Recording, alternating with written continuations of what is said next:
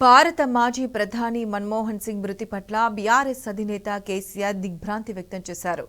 శోకతప్తులైన వారి కుటుంబీకులకు సానుభూతి తెలిపారు. పీవీ మనసు గెలిచిన మన్మోహన్ సింగ్ అనేక ఉన్నత శిఖరాలకు చేరిన భరతమాత ముద్దుబిడ్డ అని కొనియాడారు. మన్మోహన్ సింగ్ మృతి పట్ల బీఆర్ఎస్ వర్కింగ్ ప్రెసిడెంట్ కేటీఆర్, మాజీ మంత్రి హరీష్ రావు, ఎమ్మెల్సీ కవిత సంతాపం తెలిపారు.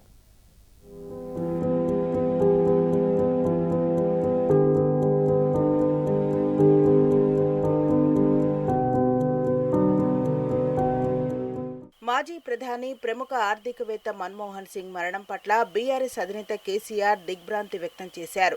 దేశం ఆర్థికంగా క్లిష్ట సమయంలో ఉన్నప్పుడు మాజీ ప్రధాని పీవీ తెచ్చిన ఆర్థిక సంస్కరణలను అమలు చేయడంలో ఆర్థిక రంగ నిపుణుడిగా తన విద్వత్తును ప్రదర్శించారని కొనియాడారు. పీవీ మనసు గెలిచిన మన్మోహన్ సింగ్ అనేక ఉన్నత శిఖరాలకు చేరుకున్న భరతమాత ముద్దుబిడ్డగా కొనియాడారు. మన్మోహన్ ప్రధానిగా ఉన్న సమయంలోనే తెలంగాణ రాష్ట్ర ఏర్పాటు జరగడం చారిత్రక సందర్భమని అన్నారు. మితభాషిగా, సౌమ్యుడిగా జనాన్ని సొంతం చేసుకున్న స్థిత ప్రజ్ఞత కలిగిన నేతగా ప్రధాని మన్మోహన్ దేశానికి అందించిన సేవలు గొప్పవని అన్నారు.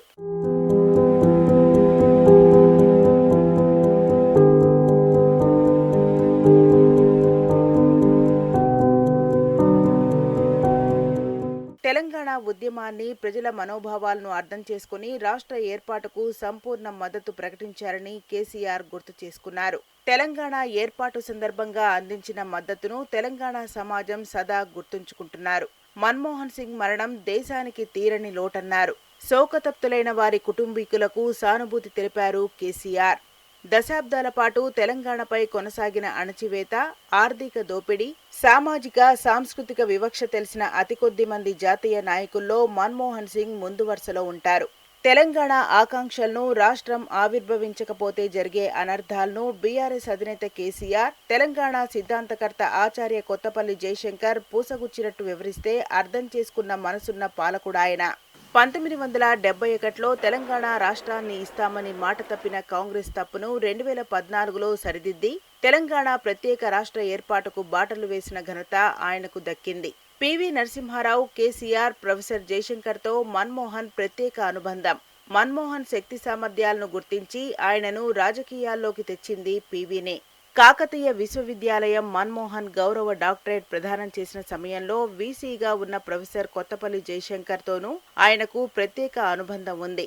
2004 ఎన్నికల ముందు తెలంగాణ ఏర్పాటే లక్ష్యంగా కేసీఆర్ సారథ్యంలో ఏర్పడిన ఆనాటి టీఆర్ఎస్తో కాంగ్రెస్ పొత్తు పెట్టుకోక తప్పని అనివార్యత ఏర్పడింది. ఆ సమయంలో కేసీఆర్ను ఒప్పించేందుకు మన్మోహన్ సింగ్ తెర వెనుక ప్రొఫెసర్ జయశంకర్ ద్వారా సమాలోచనలు చేశారు. తెలంగాణ ఏర్పాటు కోసం కేసీఆర్ ఆమరణ దీక్ష చేసినప్పుడు చెలించిపోయిన సున్నిత మనస్కుడు మన్మోహన్ సింగ్. తెలంగాణ ఏర్పాటు ప్రక్రియ ప్రారంభిస్తామని యూపీఏ ప్రభుత్వం డిసెంబర్ 9న చేసిన ప్రకటనను త్రిమూర్తుల కూర్పుగా చెబుతుంటారు. ప్రకటన చేసింది నాటి హోంమంత్రి చిదంబరమే అయినా కేసీఆర్కు, మన్మోహన్ సింగ్కు మధ్య వారధిగా జయశంకర్ సార్ ఉన్నారు. పార్లమెంట్లో తెలంగాణ బిల్లు ప్రవేశపెట్టినప్పుడు మద్దతు కూడగట్టడంలో కేసీఆర్కు మన్మోహన్ సింగ్ సూచనలు చేశారు.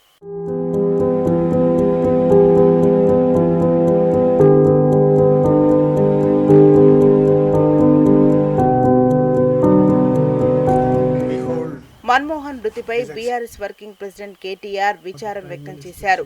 ఆధునిక భారత నిశ్శబ్ద వాస్తుశిల్పి అని, నిజమైన మేధావి, మానవతా మూర్తి అని కొనియాడారు. దేశ చరిత్రలో ఎప్పుడూ గుర్తుండిపోతారన్నారు. మన్మోహన్ అంకిత భావం స్ఫూర్తిదాయకమని మాజీ మంత్రి హరీష్ రావు అన్నారు. మన్మోహన్ మృతి పట్ల విచారం వ్యక్తం చేశారు ఎమ్మెల్సీ కవిత. ఆయన కుటుంబీకులకు సానుభూతి తెలిపారు.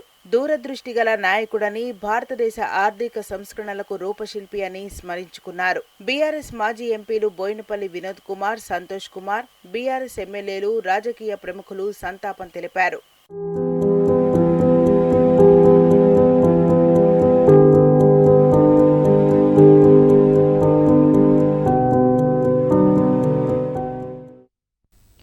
ప్రఖ్యాత ఆర్థికవేత్త మన్మోహన్ సింగ్ దేశానికి చేసిన సేవలు మరవలేనివి. దేశ ఆర్థిక వ్యవస్థను సంక్షోభం నుంచి బయటపడేసేందుకు చేపట్టిన సంస్కరణలు ఆయనకు ఎనలేని ఖ్యాతిని తెచ్చిపెట్టాయి. సంస్కరణల సారథిగా ఆర్థిక వ్యవస్థకు జవసత్వాలందించిన మహోన్నత నేతగా మన్మోహన్ సింగ్ కీర్తి గడించారు.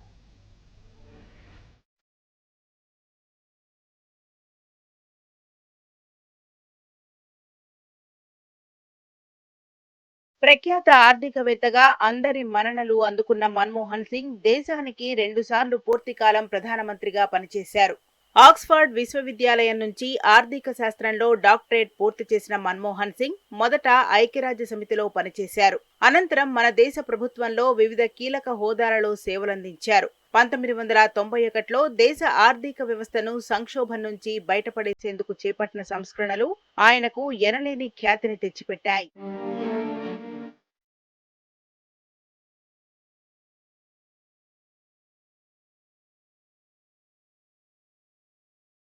1932 సెప్టెంబర్ 26న పంజాబ్లో ఒక కోహ్లీ కుటుంబంలో జన్మించారు. 1958లో గురుశరణ్ కౌర్తో వివాహం జరిగింది.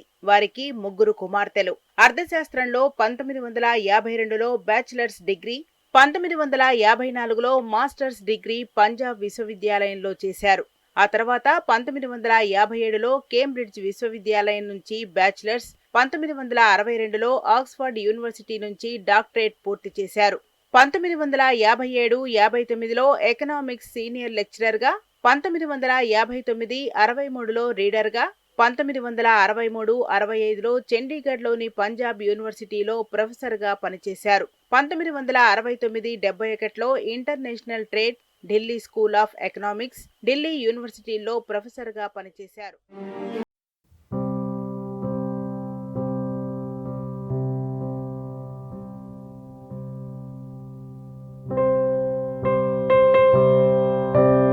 చర్యలతో పెను సంక్షోభం నుంచి దేశం బయటపడింది. ప్రపంచంలోనే అధిక వృద్ధి రేటు గల దేశంగా మారింది. 1991లో తొలిసారి రాజ్యసభకు ఎన్నికైంది మొదలు ఇప్పటి వరకు కూడా ఎగువ సభ సభ్యుడిగా సేవలందించారు.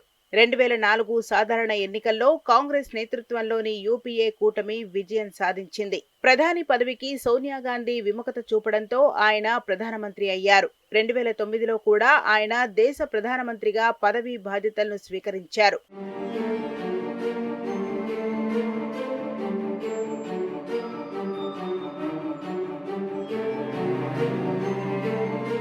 1971లో దేశ విదేశీ వాణిజ్య శాఖ ఆర్థిక సలహాదారుడుగా పనిచేశారు. 1972లో కేంద్ర ఆర్థిక మంత్రిత్వ శాఖ ముఖ్య ఆర్థిక సలహాదారుడుగా వ్యవహరించారు. 1976లో ఆర్థిక మంత్రిత్వ శాఖ కార్యదర్శిగా, ఆర్థిక అణు విద్యుత్ కమిషన్లో సభ్యుడిగా సేవలందించారు. 1980లో ప్రణాళికా సంఘంలో సభ్య కార్యదర్శిగా సేవలందించారు. 1980లో ఇండో జపాన్ సంయుక్త అధ్యయన కమిటీకి చెందిన భారత కమిటీకి చైర్మన్గా పనిచేశారు. 1982లో Reserve Bank of India governor అయ్యారు. 1982లో ఐఎంఎఫ్ బోర్డ్ ఆఫ్ గవర్నర్స్లో మన దేశపు ప్రత్యామ్నాయ గవర్నర్గా నియమితులయ్యారు. 1983లో ప్రధానమంత్రి ఆర్థిక సలహా మండలిలో సభ్యుడిగా పనిచేశారు. 1985లో ఇండియన్ ఎకనామిక్ అసోసియేషన్ అధ్యక్షుడిగా నియమితులయ్యారు. 1985లో ప్రణాళికా సంఘం డిప్యూటీ చైర్మన్గా బాధ్యతలు చేపట్టారు. 1987లో జెనీవాలోని సౌత్ కమిషన్లో ప్రధాన కార్యదర్శితో పాటు కమిషనర్గా వ్యవహరించారు. 1990లో ఆర్థిక వ్యవహారాలపై ప్రధానమంత్రికి సలహాదారుడుగా సేవలందించారు.